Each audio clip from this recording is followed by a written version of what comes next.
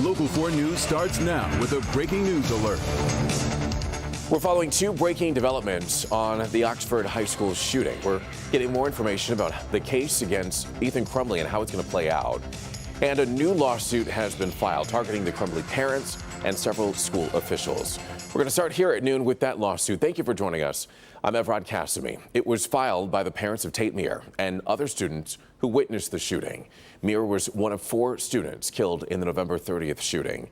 The suit alleges the Crumbley parents, teachers, and counselors could have done more to prevent this tragedy. Local 4 Sean Lay was there as this new lawsuit was announced. He joins us now with more details. Evrod, good afternoon from Southfield. We heard just a few moments ago from the first time from the father of Tate Meir. Likely will be the last time we hear from the father of Tate Meir. The setting here, you mentioned a news conference announcing this lawsuit against several school teachers at Oxford High School, 2 counselors, and an administrator on behalf of the Meir family, whose son Tate was shot and killed during the Oxford shooting on November 30th. Also, the suit is on behalf of 2 other families their children were not shot, but they watched their friends get hurt at such close range, and right now they continue to be traumatized. Now, I want to get right to the extremely emotional comments by Tate Meir's father. His name is Buck Meir. Today's the 58th morning we've woken up without Tater. Tomorrow will be the 59th, the following day to be the 60th. For the rest of our lives, we don't have Tate. We're sad and heartbroken. Our lives are forever changed.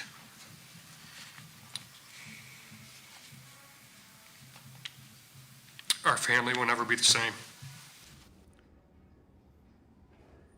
All right, back here live. That's just scratching the surface of Buck Meir's comments today. He spoke for about 20 minutes.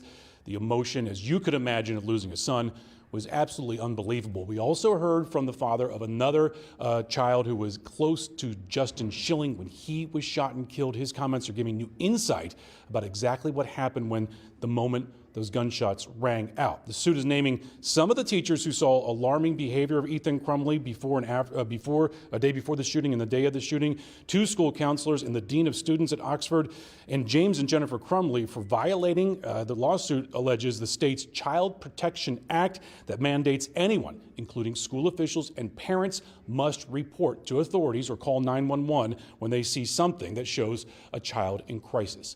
Much more, Evrod, to come on this on Local 4 News throughout the day. Back to you. Our hearts are, of course, hurting for that father and all the parents and family members of some of those victims. They are all the victims.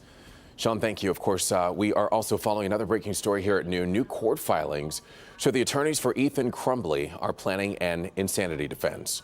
Crumbley would then need a psychiatric evaluation, and he's facing 24 charges, including 4 counts of first-degree murder and 1 count of terrorism causing death. Crumbley has pleaded not guilty. Well, the other big story that we're following for you today is the dangerous cold, and you'll definitely need, I was going to say put on a layer, but you're going to need like 7 of them today if you're heading out and about, Brandon. Yeah, the wind is probably our biggest enemy for this cold, or combination of cold and wind.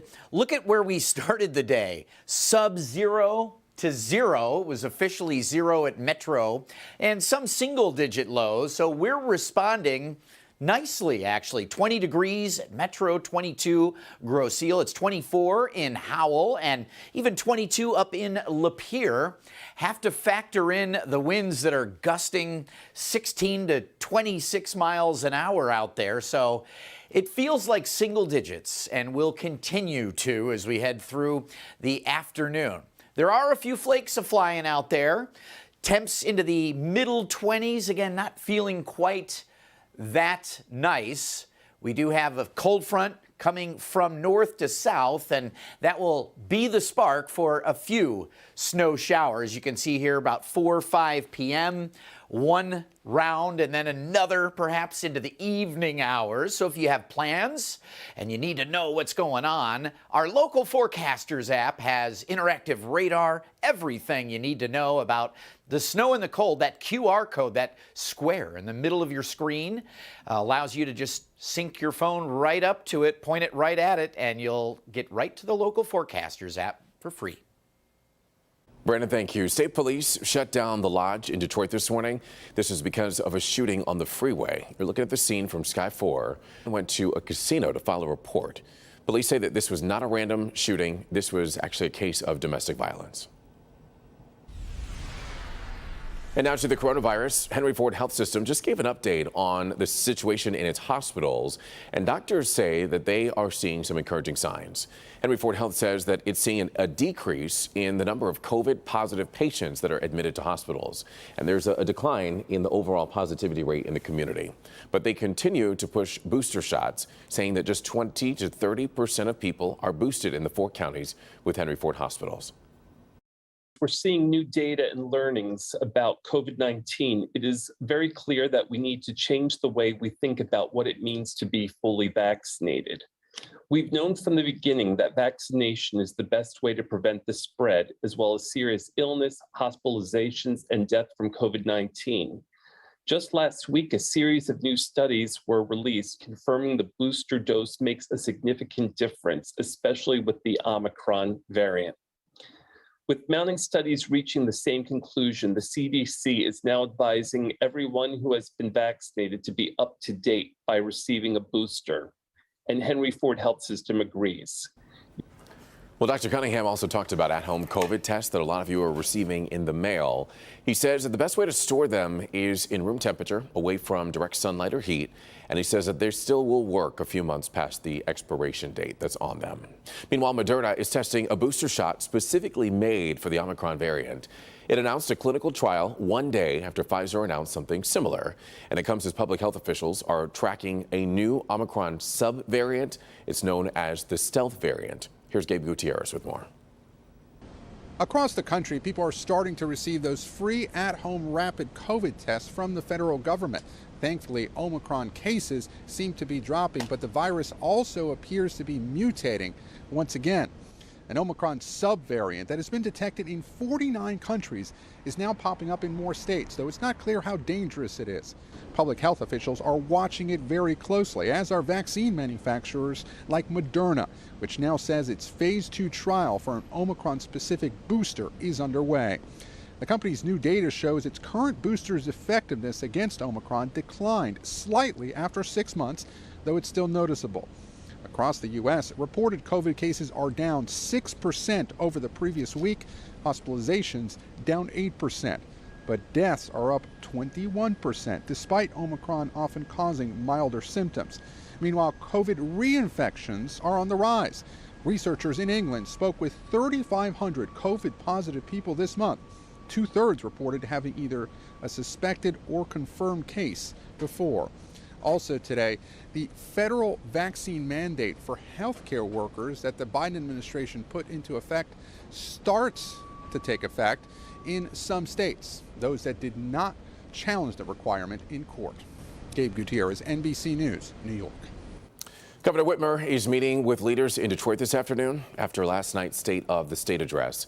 She called for a series of tax cuts, more education funding, and help for mental health. Well, after the interview, she sat down for a one-on-one with our very own Devin Skillian, and he asked her about that mental health funding. In the last year's budget, we put 560 more nurses and counselors and social workers in our schools. In this year's budget, you'll see us do even more on that front. Our kids have been through a lot, and COVID has been an incredible disruption. We got to get them in school, keep them in school, and give them the wraparound support so that they can be on track and thrive.